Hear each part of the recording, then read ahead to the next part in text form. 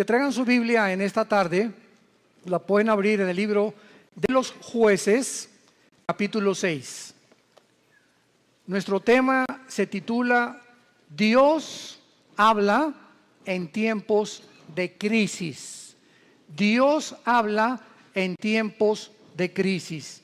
Vamos a ver en el capítulo 6 de Jueces la historia breve que enfrentó uno de los jueces de Israel llamado Gedeón.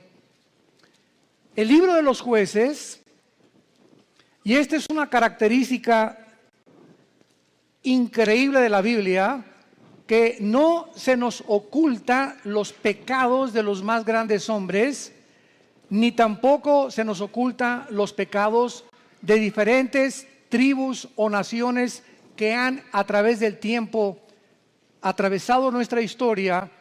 Y el libro de los Jueces se puede considerar en el Antiguo Testamento que fue la época más oscura de la historia de Israel, donde más apostasía hubo, porque hubo aproximadamente 13 jueces en un periodo, estamos hablando de 400 años. O sea, el libro de los Jueces cubre un periodo de 400 años. Cubre 7 apostasías, 7 esclavitudes bajo 7 naciones paganas y 7 liberaciones de Dios. Este libro es un libro que contiene, vuelvo a repetir, la historia de este pueblo de Dios que es Israel, donde continuamente estaban ellos alejándose de él. Y Dios iba y los recogía.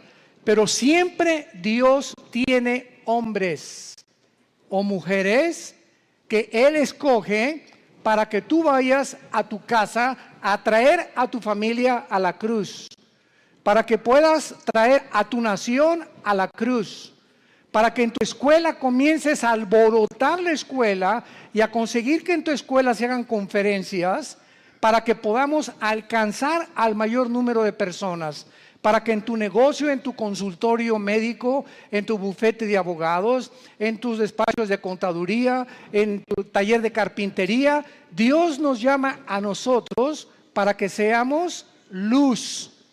Y mientras nosotros no estamos haciendo nada, los malos van a prosperar. Decía un gran hombre que la maldad existe porque los buenos no hacen nada. Entonces, si nos limitamos a ser cristianos de domingo y solamente venimos el domingo a persinarnos y a tener un devocional, oír la palabra, y no entendemos la responsabilidad tan enorme que Dios nos ha encomendado, estamos muy, muy lejos de poder verdaderamente presentarnos delante de Dios sin tener nada de qué avergonzarnos. El libro de los Jueces describe, repito, una de las peores épocas que atravesó Israel. Fueron tiempos de apostasía muy grandes, por lo que Dios tenía que levantar hombres para que volvieran el corazón del pueblo a Dios. Estos jueces o estos líderes que en esta época Dios levantó, eran épocas de emergencia nacional y conducían al pueblo a la guerra, dirigiendo a la nación y ejerciendo las funciones de magistrados, de militares y de civiles al mismo tiempo. Porque en esta época, ¿verdad?, el sacerdocio estaba por los suelos y no había realmente un gobierno civil que se pudiera respetar. Esta es, en Jueces capítulo 6, la cuarta vez en el libro, la cuarta vez que Dios levanta una nueva generación que le fallaba a Dios. Y esta generación había sido cautivada por el mundo. Era una generación donde vivían, y vamos a comparar esta época, que por eso escogí este capítulo, con la crisis emocional, social, política, diplomática y emocional que estamos viviendo tú y yo en este siglo XXI al cual hemos entrado. Esta generación, ¿verdad?, dejaron de vivir separados para Dios y a desear el estilo de sus vidas mezclándose en las fiestas, en las diversiones, en todos los ritos paganos, con un cristianismo completamente diluido. El mensaje que se propagaba ya no era el mensaje del evangelio como ahora en nuestra época. Mi esposo y yo, que hemos estado viajando estos últimos meses, cada vez nos encontramos con todos los cristianos o iglesias a donde vamos, aquí, fuera de México, en Estados Unidos, buscando una iglesia que les dé alimento espiritual, que les dé una sana doctrina, que puedan realmente sentirse edificados con la palabra de Dios, y están buscando por todos lados por la forma tan diluida en la que el evangelio se ha propagado. Y al mismo tiempo vivimos una época de cinismo espiritual. Hace algunos días yo estaba en una conversación con una persona que conozco hace muchos años en Cristo. Bueno, este es solamente como un ejemplo de introducción al libro de los jueces. Y esta persona yo la conozco ya hace muchos años. Es más, él vino y se convirtió bajo nuestro ministerio. Y entonces yo oí hace como algunos meses que él había abandonado a su esposa y había abandonado a sus hijas. Y se había ido, pues, desde luego con un amante, ¿verdad? Con otra muchacha, su secretaria, o no sé, no importa quién haya sido. Entonces me encuentro yo a esta persona y comienzo a decirle, oye, ¿qué fue lo que sucedió? ¿Verdad? Que estoy en mi corazón partido a la mitad por lo que tú has hecho. ¿Y saben ustedes lo que me contestó esta persona que tenía aproximadamente o tiene casi 15 o 20 años en Cristo? Bueno, pero ya nos perdonó Dios. Le digo, bueno, te perdonó a ti. No es que mi esposa pues ya también anda abusando otro. Pues claro, le dije, no se va a quedar a vestir santos. Si tú te vas con la amante y te casas con la otra, tu esposa no se va a quedar a esperarte toda la vida. Entonces no vengas con ese cinismo y decirle, pues ella arregló su vida, ya nos perdonamos los dos y ya me perdonó Dios. Inmediatamente lo que yo detecté fue lo siguiente, que hay cantidad de personas que se llaman cristianas y que piensan de la misma forma, total que Dios me va a perdonar y me puedo divorciar. Y ya que me case con otro y forme otro hogar, entonces ya Dios me puede perdonar y comienzo nuevo. Porque Él me dijo, bueno, ¿y ahora qué sigue? Le dije, lo que seguía era lo siguiente. Si tú abandonas a tu esposa por adulterio y por otra mujer, tú te arrepientes de tus pecados y esperas que tu esposa te perdone y te esperas antes de casarte a que se case ella primera para que tú quedas libre. Esa es la forma en la que la Biblia nos traza el divorcio, el adulterio. Para Dios es algo gravísimo el divorcio, gravísimo, porque es la santidad más grande que existe y la institución más santa que existe, el matrimonio. Y ahora por cualquier cosa, todo mundo busca, hasta porque no me cocina bien, me busco otra cocinera. Es increíble la ligereza en la que la sociedad se encuentra actualmente. Y de acuerdo a la Biblia, la única causal de divorcio es el adulterio, nada más. Que me pega, pues te esperas y oras por él y se separan temporalmente, pero es el adulterio la única razón, y el abandono de hogar, que el gavilán te pega y se va con otra, que abre la jaula y que vuele lo más lejos que pueda. Pero bajo ninguna otra circunstancia la Biblia aprueba el divorcio. Todo esto lo vamos a tratar en el seminario de matrimonios allá en la Riviera Maya. Estoy preparando una serie de mensajes tremendos. Los esperamos que nos acompañen ahora en octubre. Y este es solamente un caso de cómo vivían los jueces. Era un tiempo de cinismo espiritual.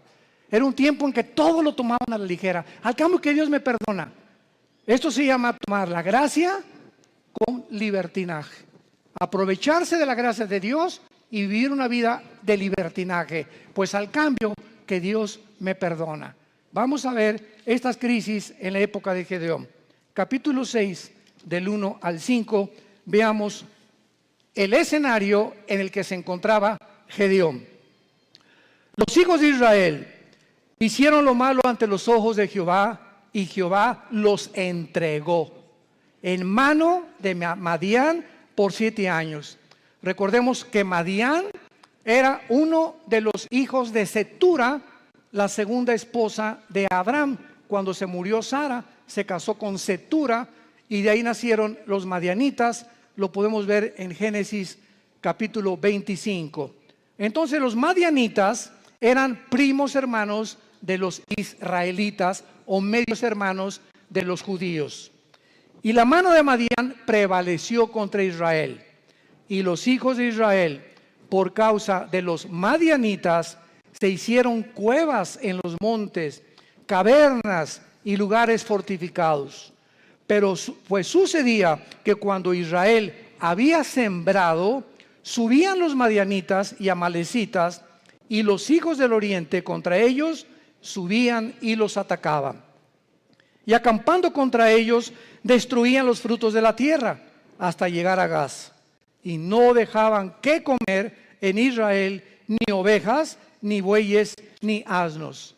Porque subían ellos y sus ganados, y venían con sus tiendas en grande multitud, como langostas.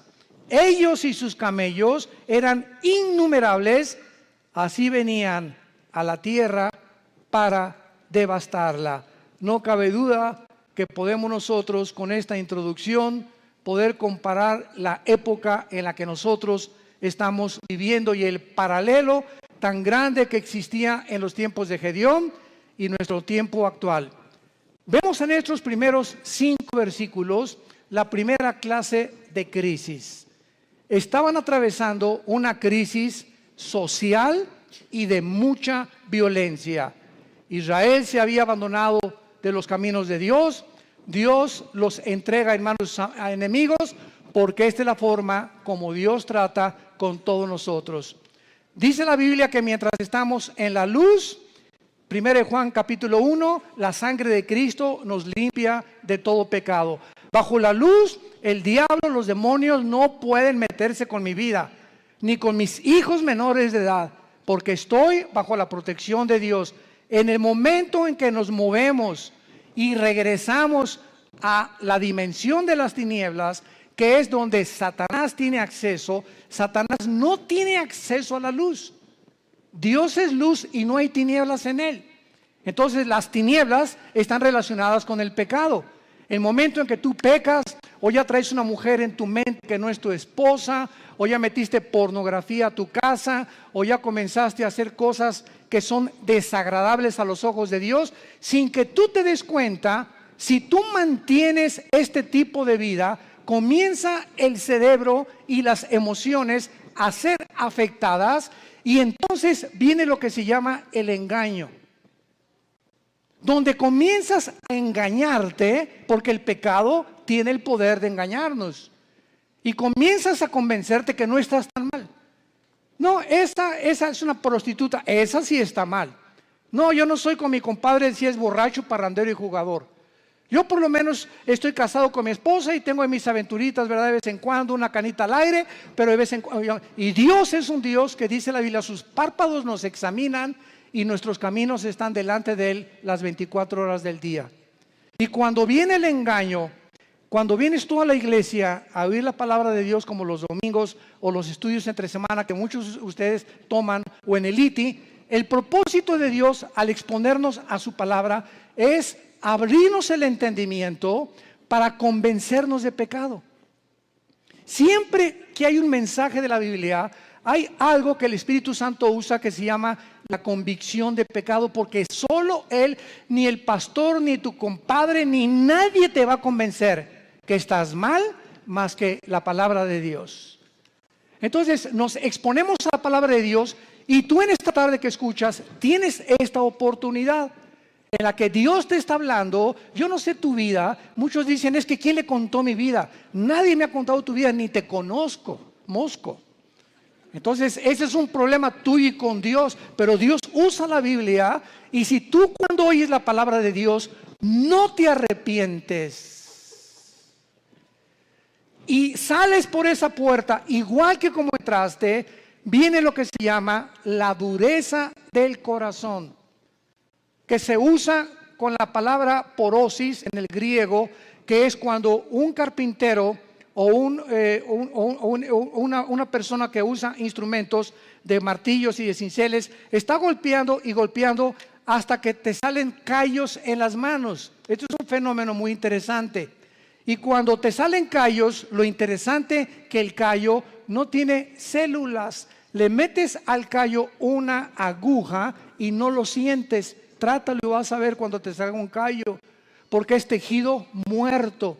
Y esta palabra se usa en el hebreo y en el griego para describir la dureza del corazón que muchos cristianos comienzan a tener, donde llega el momento que la palabra, como una espada que quiere cortar, ya no corta, porque ya perdiste la sensibilidad al Espíritu Santo. Y entonces, cuando llegas a ese punto donde ya no eres sensible a la palabra de Dios y que no te das cuenta cuán duro está tu corazón, si eres una persona regenerada por el Espíritu Santo y realmente naciste de nuevo, eres un hijo y eres una hija de Dios, Hebreos 12, Dios te va a disciplinar. Y déjame decirte algo, cuando a Dios le queda esa opción de disciplinarnos, su mano es muy, pero muy pesada. Dice en Hebreos 10, horrenda cosa es caer en manos del Dios vivo. Y no les está hablando a los incrédulos, le está hablando a la familia de Dios. Su mano es muy pesada, porque Cristo dijo, es preferible que pierdas tu mano, tu pierna, tu brazo o tus ojos o lo que sea físicamente, a que entres al infierno entero. ¿Cuántas veces las cosas que nos pasan, accidentes, problemas morales en la familia, etcétera, etcétera, tienen el único propósito de hacer que regresemos a la cruz? Porque Dios sabe, nos ama tanto, tanto, tanto Jesús, que Él prefiere que podamos sufrir físicamente o moralmente con la única razón de regresar a la cruz. Esta crisis social en que estaban viviendo los madianitas provocó, dice la Biblia, que comenzaron a vivir escondidos en cuevas, escondiendo todo lo que tenían en lugares fortificados. Vivían en temor. En segundo lugar, en el versículo 6 dice la Biblia, de este modo empobrecía Israel en gran manera por causa de Madián, y los hijos de Israel clamaron a Jehová. Vemos nosotros que aparte de una crisis social, se encontraban en una crisis emocional y económica. Gedeón se encontraba escondiendo el trigo para que no se lo robaran. Vivían bajo el temor y la inseguridad. Dice el versículo 11, vino el ángel de Jehová, se sentó debajo de la encina que está en Ofra, la cual era de Joás Abiserita, y su hijo Gedeón estaba sacudiendo el trigo en el lagar para esconderlo de los madianitas. Y en tercer lugar, no solamente vivían una crisis social y de violencia, una crisis económica y emocional, sino que la peor de todas era la crisis moral y espiritual en que se encontraban. Versículos 12 y 13. Y el ángel de Jehová se le apareció a Gedeón desde luego y le dijo, Jehová está contigo, varón esforzado y valiente. Y Gedeón le respondió, Señor mío, si Jehová está con nosotros, ¿por qué nos ha sobrevenido todo esto? ¿Por qué le pasó esto a mi hijo? ¿Por qué me chocaron el carro? ¿Por qué me robaron? ¿Por qué estamos en la condición en la que estamos? ¿Por qué estoy pide y pide trabajo y no encuentro por ningún lado? ¿Qué está pasando? Señor, si tú estuvieras conmigo, no estuviera pasando esto que estoy atravesando. ¿Y dónde están todas sus maravillas? Le sigue diciendo Gedeón al ángel. A ver, ¿dónde están las maravillas de Dios que nuestros padres nos han contado diciendo que nos sacó Jehová de Egipto? Y ahora Jehová nos ha desamparado y nos ha entregado en manos de los madianitas. Y mirándole Jehová le dijo, ve con esta tu fuerza y salvarás a Israel de mano de los madianitas. ¿No te envío yo? Vamos a ver esta aplicación rápido de las tres crisis sociales para continuar desarrollando esta conferencia. De la misma manera, la sociedad en que vivimos ahorita, vivimos una crisis social, oprimida por la inflación, las guerras, el hambre, las naciones fuertes oprimiendo a las débiles, crímenes, secuestros, robos, actos de terrorismo al inicio del siglo XXI. confusión. Agreguémosle esto, que vivimos, escuchen esto, vivimos la confusión política y diplomática más grande de la historia. Vivimos la confusión política más grande y diplomática de la historia. Podríamos decirle nosotros que nacimos después de la Segunda Guerra Mundial, que desde la Segunda Guerra Mundial que Estados Unidos se levantó como la supremacía política, económica y militar del mundo, seguido por la Unión Soviética o las repúblicas socialistas soviéticas, hasta el siglo XXI hemos entrado a un punto donde ya entre las mismas naciones, a pesar de la grande tecnología y los avances científicos que tenemos, nos encontramos tan confundidos políticamente, donde ya los gobiernos del mundo ya no saben qué sistema de gobierno utilizar, si socialismo, si comunismo o socialismo y comunismo mezclarlo, si democracia, si monarquía, porque los sistemas que se han probado hasta el siglo XXI, las mismas democracias han fracasado. El siglo XX demostró que el comunismo no era un sistema que se podía aplicar a ningún gobierno del mundo, como lo dijo Mikhail Gorbachev en su libro La Perestroika. Vemos ahora que la democracia, pues se siguió el patrón de la democracia y el modelo de la democracia, porque era Estados Unidos el que iba como líder. Y los países dijeron, bueno, pues si en Estados Unidos el mejor vestido, el país mejor vestido, el mejor alimentado, el que más guerras ha conquistado, guerras ha ganado, y el que sacó al comunismo, al fascismo y al nazismo del siglo XX, vamos a seguir ese modelo. Y vemos ante nuestros ojos, al entrar aquí al siglo XXI, los que venimos desde el siglo pasado, que la democracia es una fanfarronería ya. Ya no es cierto que hay democracia, no es cierto que el pueblo gobierna, no es cierto que hay respeto por las instituciones. Vivimos una confusión, un caos político y diplomático, donde todos los sistemas se están derrumbando a nuestros ojos, todas las ideologías se están desmoronando, todo está cayendo delante de nuestros ojos. Y ahorita los jóvenes, nunca como en los últimos 10 años había habido tantos suicidios de muchachos de 8 a 16 años. Nunca había habido tantos suicidios. Los jóvenes se están quitando la vida, no quieren vivir en el mundo que tú y yo vivimos. Y ahí están muchos de nuestros hijos también. Dichosos los padres que tienen una educación cristiana a sus hijos. Dichosos sean. ¿Por qué? Porque se están cansados de tantas mentiras, de tanta hipocresía que ven por todos lados. Y cuando nosotros, que se supone que somos la única luz, les mentimos y nos ven que somos completamente unos farsantes en el hogar, y peleándome enfrente de ellos y con mi esposa y yo, y dándoles un mal ejemplo, ¿qué les queda a los jóvenes? Si no es Jesús, ¿quién más entonces? Dicen ellos, si Jesús no funcionó en mis papás, ¿cómo va a funcionar conmigo? Y en el día del juicio y el día del tribunal de Cristo daremos cuentas de todas estas ingratitudes y deslealtad que tuvimos hacia Dios. Vivimos un mundo de confusión y de crisis social. En segundo lugar, vivimos también, como en los tiempos de Gedeón, una crisis emocional y económica. La mayor parte del mundo ahorita está tratando por todos los medios de esconder su dinero. ¿En qué puedo invertir mi dinero? No se imagina la cantidad de correos que nos llegan. Oiga, ¿qué me recomienda, pastor? ¿Comprar euros o en el dólar o en Wall Street o comprar bienes y raíces? Dicen que el dólar va a seguir cayendo, que viene un caos económico en Estados Unidos que va a hundir el peso aún más todavía, etcétera, etcétera.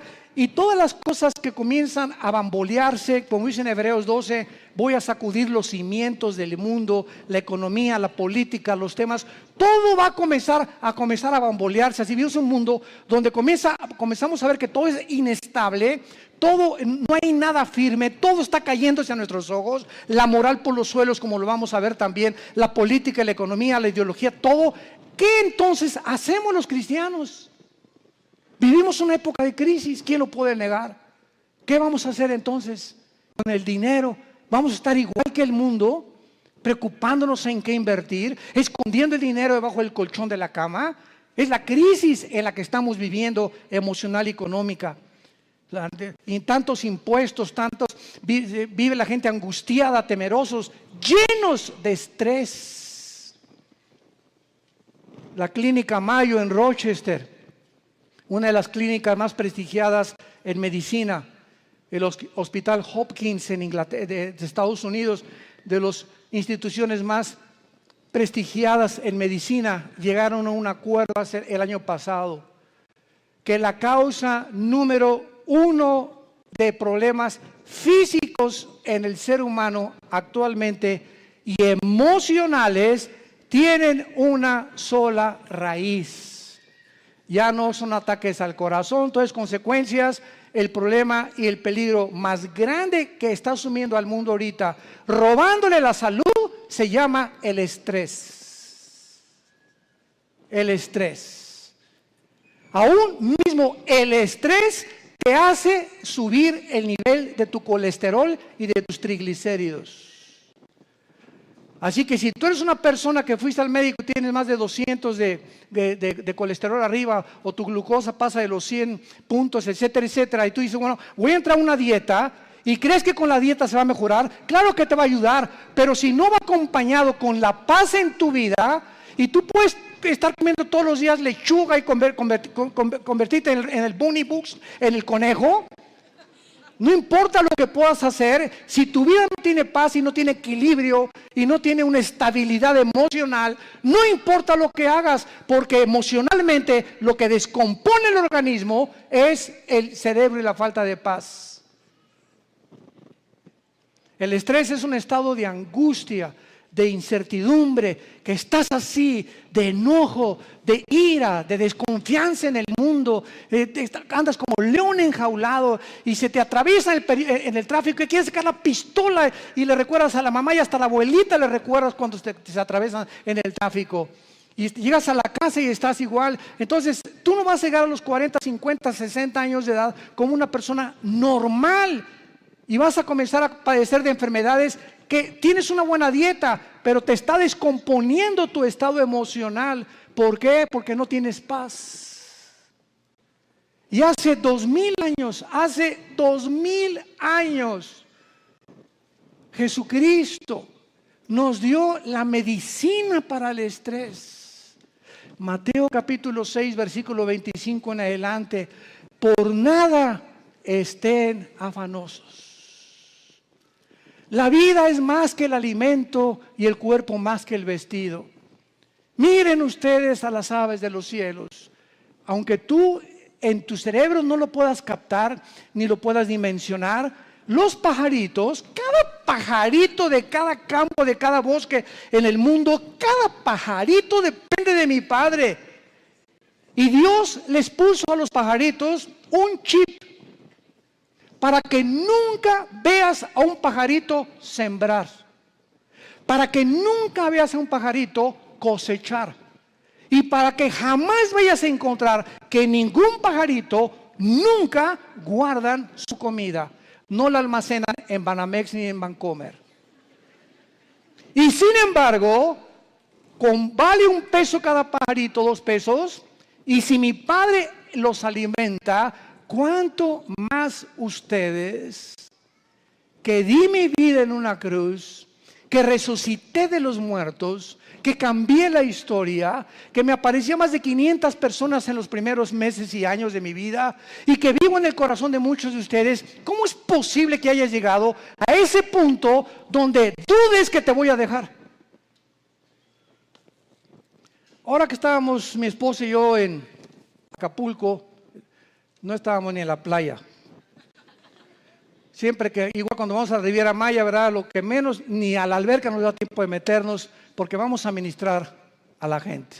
Y estábamos en Acapulco y tuvimos el desayuno, 600 personas. Fue una vez, como no se imagina qué bendición fue. Nuestra iglesia en Acapulco está creciendo tremendamente. Bueno, en la consejería llegó una muchacha este fin de semana pasado y nos dice a mi esposa y a mí, de 18 años, ay, pastor, ¿qué te pasa, nena? Pues no tengo trabajo. Nena, ¿tienes papá? Sí, y mamá también. ¿Cama para dormir? Sí. ¿Y comida? Sí. Entonces, ¿y eres cristiana? Sí. Entonces, ¿por qué estás en esta condición? Dale gracias a Dios y dile: Padre, gracias por mi papá, tengo cama, tengo alimento, tengo que vestirme, me están pagando la escuela, y te preocupas porque no tienes trabajo, y llegas a un estado de estrés en el que casi te estás desmoronando enfrente de nosotros. Le dije: eres una incrédula. Tú no puedes agradar a Dios de esta manera.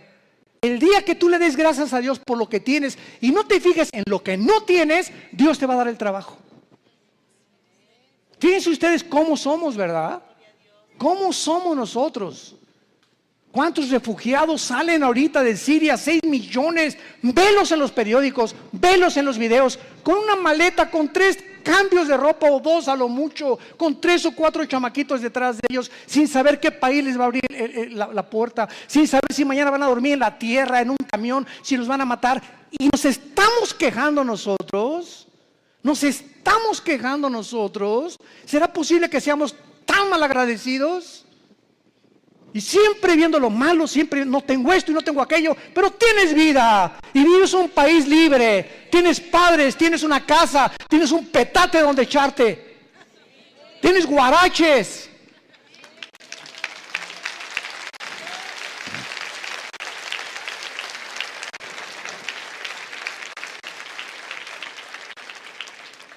Vivimos una crisis moral y una crisis espiritual, no cabe duda.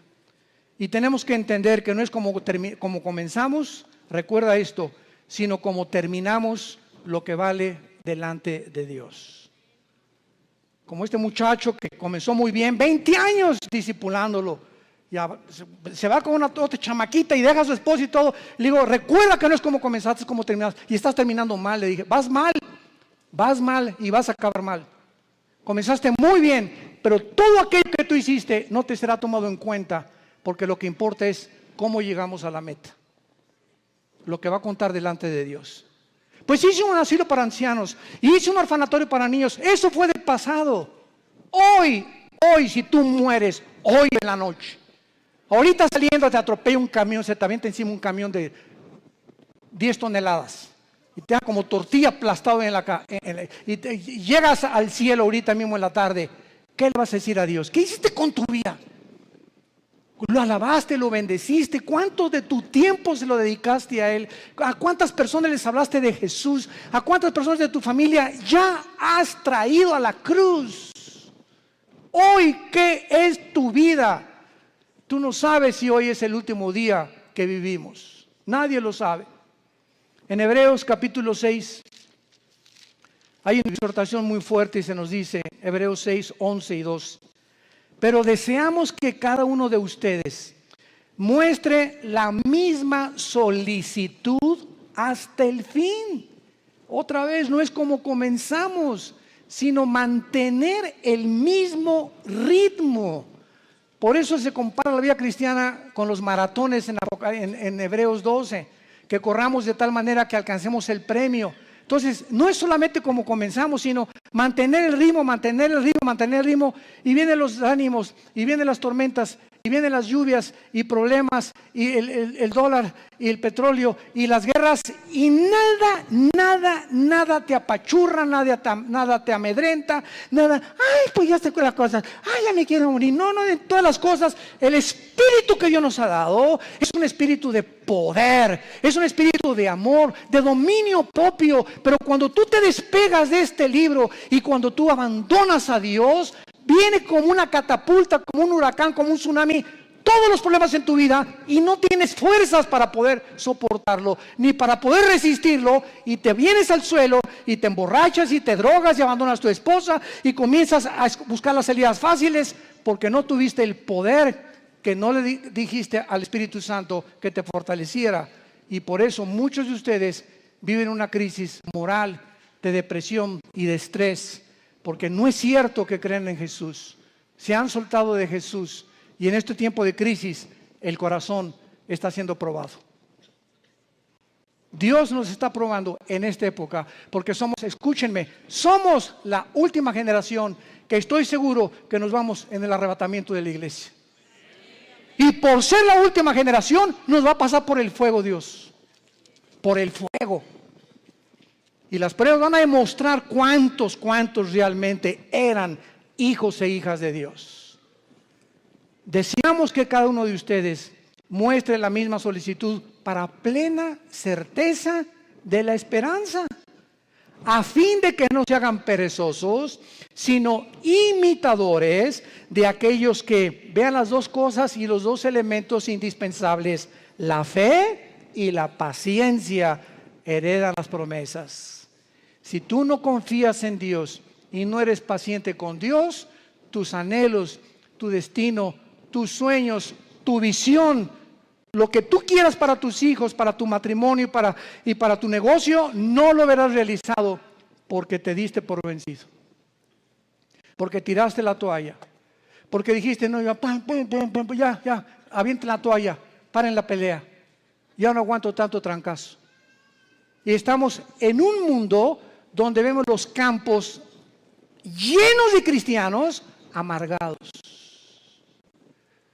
Llenos así, si pudiéramos hacer una visión espiritual, así, llenos los campos de cristianos quejumbrosos, amargados, estresados, llenos de rencor, nunca aprendieron a perdonar, nunca se sobrepusieron, nunca pudieron descubrir el poder de la resurrección de Jesucristo en sus vidas, y así te van a enterrar y va a poner un letrero ahí en tu tumba que diga, este fulano nació en las tinieblas, vivió en las tinieblas y regresó a las tinieblas. Nunca vio la luz, no la quiso ver. Y en Hebreos 10, otra exhortación con las mismas características. Hebreos 10, 35 en adelante. No perdáis pues vuestra confianza, que tiene grande galardón, porque les es necesaria la paciencia, para que habiendo hecho la voluntad de Dios, obtengáis la promesa. Pero aún un poquito, y el que ha de venir vendrá y no tardará, mas el justo vivirá por fe. Y si retrocediere, no agradará a mi alma.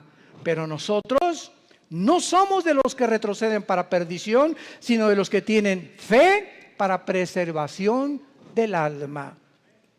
El que tiene al Espíritu de Cristo, porque recibirán poder cuando el Espíritu venga sobre vosotros.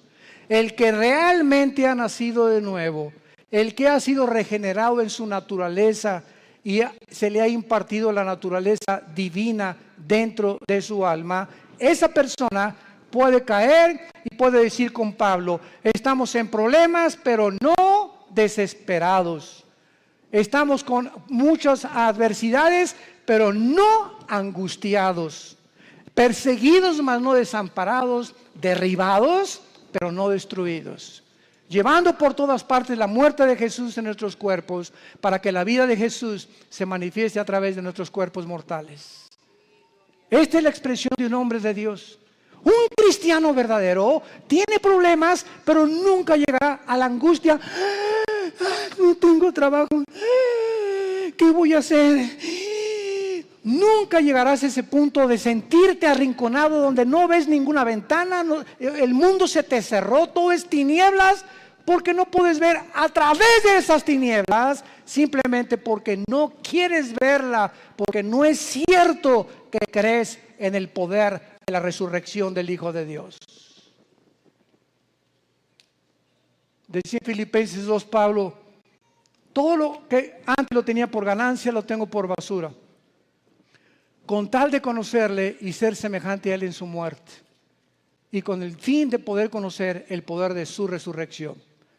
No solamente Cristo nos quiere que seamos iguales a su Hijo en conocimiento, en teología y en cosas intelectuales y de mucho conocimiento bíblico, sino que ese conocimiento nos transforme en guerreros, en guerreras, en hombres y mujeres que empujemos en la generación que tenemos, que no tengamos temor de nada ni de nadie, ni de los alacranes. del hombre, ni de la política que se cae. No tenemos miedo de nada, porque hay un Dios. Nuestro reino está allá arriba. Ahí viene la ciudad de Jerusalén, ya vienen por nosotros. Ya viene una nave espacial grandísima que se llama la Nueva Jerusalén, donde va a aterrizar aquí en Apocalipsis 21 y 22, y donde vamos a vivir para siempre. Y esa es la esperanza. Y mientras que se caiga el mundo, que se derrumbe el mundo, pero no me voy a dejar vencer por el mundo, porque el mundo no tiene esperanza. Tú y yo tenemos esperanza. Y esa esperanza la que tenemos que transfundir a nuestros hijos.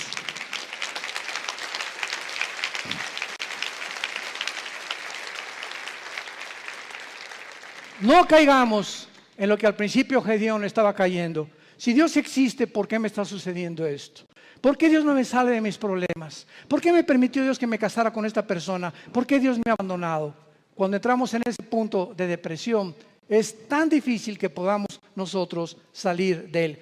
En el versículo 14 de Jueces 6 de nuestro pasaje, vemos que Dios habla en tiempos de crisis. Y mirándolo Jehová le dijo: ve con esta tu fuerza y salvarás a Israel de mano de los madianitas. ¿No te envío yo?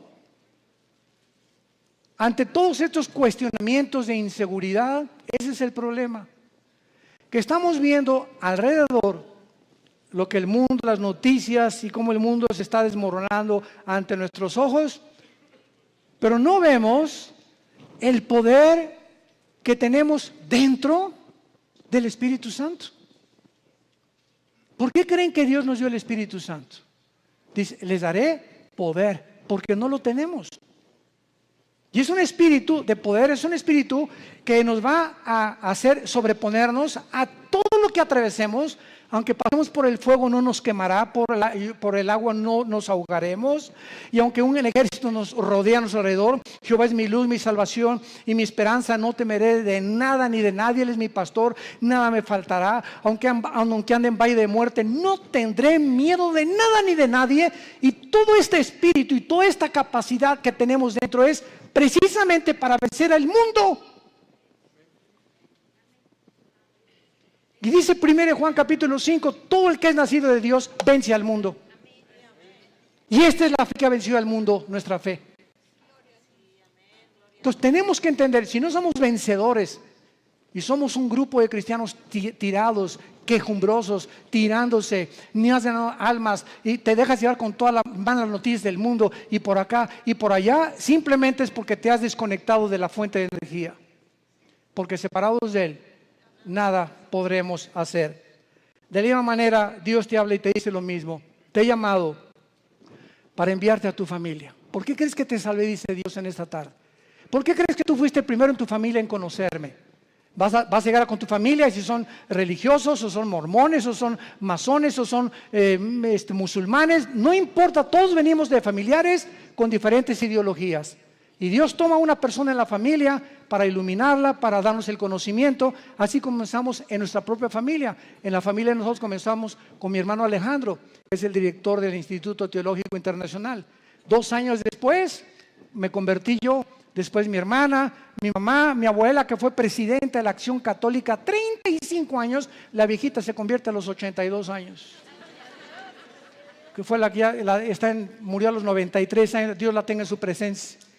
Pero toda la familia de repente verá con el testimonio, con todos ahorita, todos los nuestros, ¿verdad? Desde luego, ya primos tenemos que no, pero lo que somos hermanos y todos de nosotros, todos somos cristianos y todos servimos a Dios. Fue una bendición enorme, una gracia que Dios nos dio. ¿Pero por qué, verdad? Porque esa es la misión de Dios, salvar familias. Tú y tu casa, yo y mi casa serviremos a Jehová, dijo Josué antes de morir. Y si ustedes creen que no vale la pena servir a Dios, sirvan a los ídolos. Pero yo y mi casa serviremos a Jehová. Y finalmente,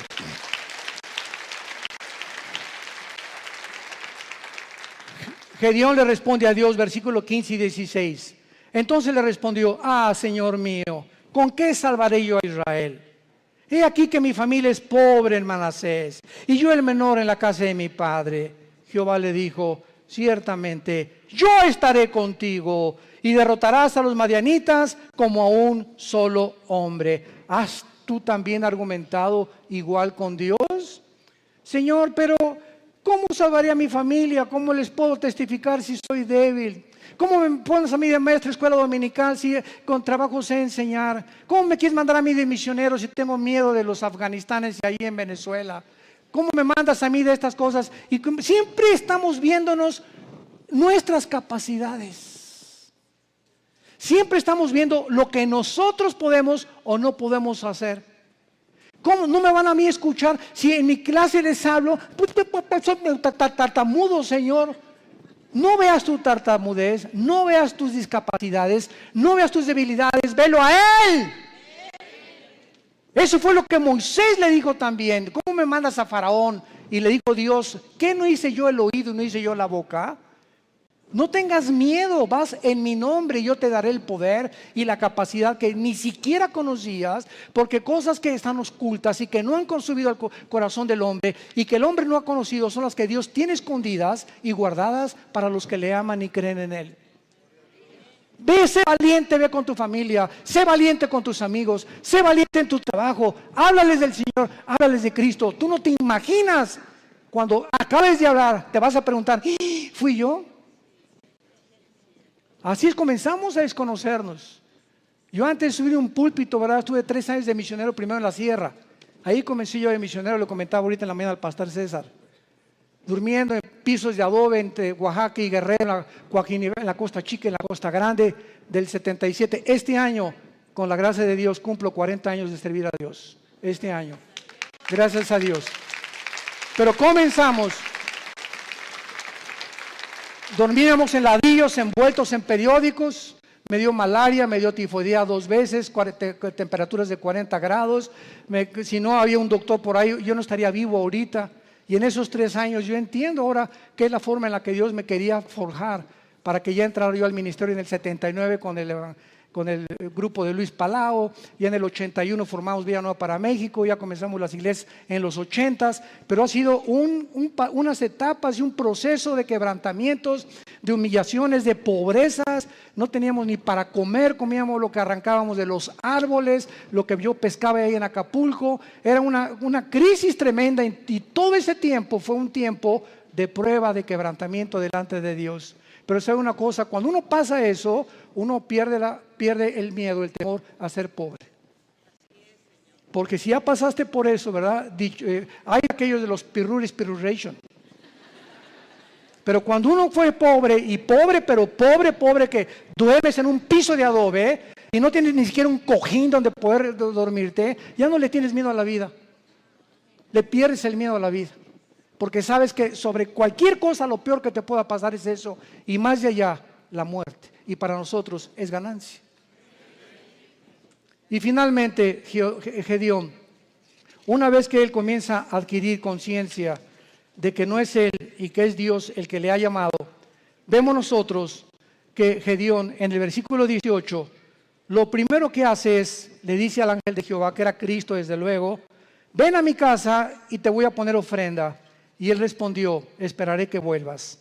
Entrando Gedeón preparó un cabrito y panes, etcétera, etcétera. Entonces el ángel de Dios, ya que tenía toda la ofrenda, le dijo, toma la carne y los panes sin levadura, ponlo sobre esta peña y vierte el caldo. Y él lo hizo así. Y extendiendo el ángel de Jehová el báculo que tenía en su mano, tocó con la punta la carne y los panes sin levadura, y subió fuego de la peña, el cual consumió la carne y los panes sin levadura. Vemos nosotros que lo primero que hizo Gedeón fue inmediatamente, después de recibir las noticias, buscar una ofrenda a Dios. Lo primero que un hombre y una mujer cambian cuando comienzan a conocer a ese Dios todopoderoso es que no existe, ni he conocido yo a ningún cristiano grande y poderoso y maduro en el Señor que no sea generoso. Porque es la avaricia y la envidia y la codicia de los bienes materiales lo que nos impide a muchas personas recibir las bendiciones de Dios. Gedeón buscó una ofrenda inmediatamente. ¿Qué le podemos nosotros ofrecer ahora a Dios? Romanos 12:1. Número 1, nuestro cuerpo. Síganme con mucho cuidado. Presentar vuestros cuerpos en sacrificio vivo. Romanos 12:1. Santo, agradable a Dios, que es vuestro culto racional. En el original griego dice, es la manera más racional para vivir. Si tú quieres servir a Dios, lo primero que comienzas es cuidar tu cuerpo. Y no solamente de lo que comes, sino también sexualmente. Nadie puede servir a Dios cuando hay una sensualidad o una sexualidad no controlada. El hombre más sabio de la historia, Salomón, y el hombre más fuerte de la historia, Sansón, los dos fueron vencidos por una mujer que no era su esposa. Y aquí está en la Biblia como ejemplo para que podamos aprender a no confiar en nosotros mismos. El que mire que está firme, mire que no caiga. No jueguen con el pecado sexual. No juegues ni te dejes tocar por tu novio. No toques a tu novia si la quieres. ¿Por qué? Porque eso es santo delante de Dios. No salten a privilegios, jóvenes que me escuchan, que no les corresponden. Espérate hasta el matrimonio. El acto sexual es solamente permitido por Dios y grandemente bendecido dentro de la esfera del matrimonio. Nunca el acto sexual será bendecido antes o ya casado con otra persona que no sea tu esposa, que se llama adulterio. Mientras nuestros cuerpos no sean santos delante de Dios y no tengamos limpia el alma sexualmente y también físicamente, ¿verdad?, una alimentación adecuada, vamos a impedir nuestro avance y las cosas grandes que Dios podía haber hecho con nosotros, no las hará. Dios busca hombres y mujeres santos en toda su manera de vivir, para ser usados como instrumentos a un Dios que es santo. Dice en 2 de Timoteo, Pablo, en una casa hay trastos sucios, en tu casa tienes en el fregadero vasos sucios y tienes en la vitrina vasos limpios. Si llegan invitados, ¿qué vasos usas? Los limpios. Y así en el servicio a Dios hay cristianos sucios que están en el fregadero ahorita. Ahí están, Dios que está queriendo lavarlos y no los usa Dios. Y quieres que te use Dios, pero no te puede usar porque no estás limpio, entiéndelo. Entonces, si hay algo que Dios quiere usar ahorita y no aprovechamos esa oportunidad, va a buscar a vasos limpios Dios, porque Él es un Dios santo. No nos perdamos esta oportunidad de servir a Dios por nuestra falta de limpieza y de santidad, porque estamos viviendo ante un Dios santo. Y finalmente, dice el versículo 24, y edificó allí Gedeón altar a Jehová y lo llamó Jehová Shalom, el cual permanece hasta el día de hoy y de Ofra. Vemos nosotros que Dios le dice a Dios, yo soy tu paz, y mientras yo tenga tu paz y yo gobierne tu vida sexual, tus pensamientos, tus emociones, tu destino, tú vas a ser un vaso que te vas a rendir. Y nunca nadie ha podido imaginarse lo que Dios puede hacer con un hombre y con una mujer enteramente rendidos bajo su poder. Te damos gracias, Señor, por tu palabra.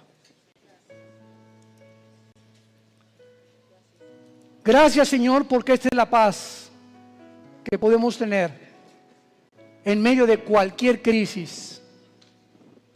No importa la crisis que atravesemos, si no tenemos paz, seremos arrastrados con el mundo que nos rodea.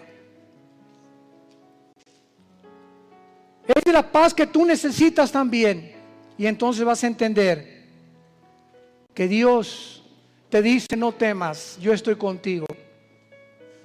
Yo soy tu Dios que te esfuerzo, sé valiente.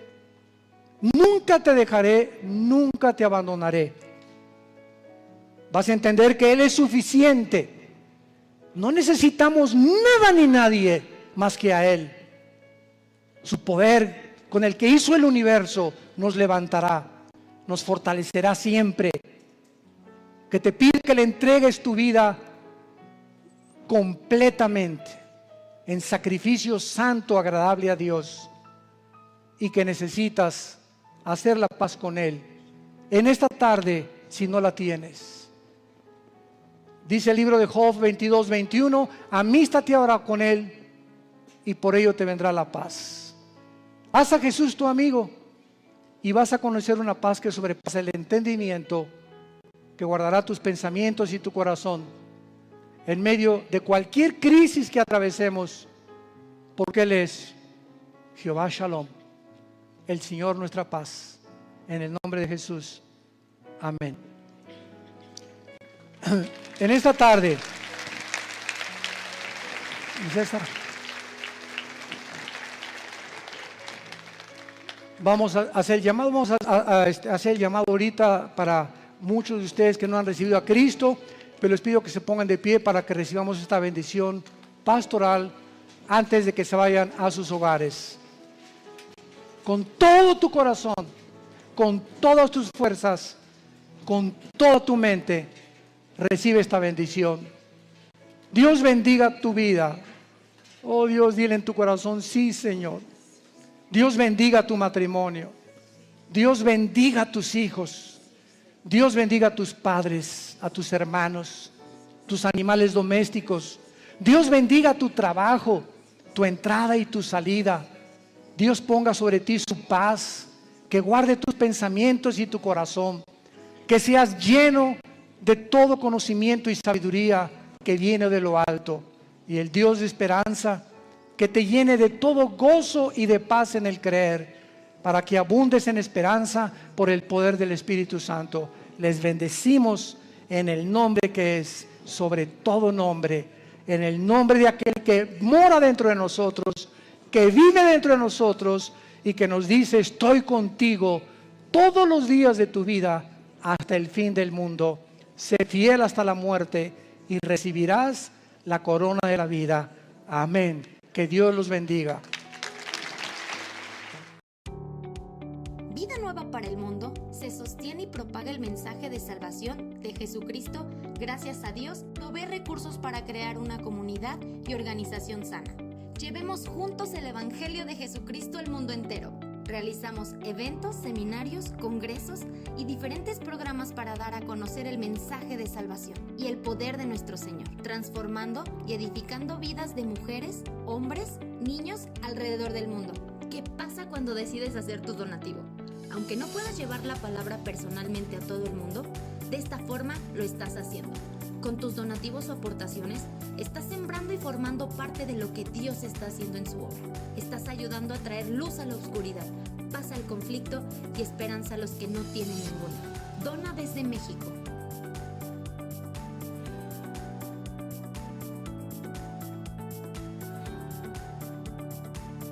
Dona desde Estados Unidos.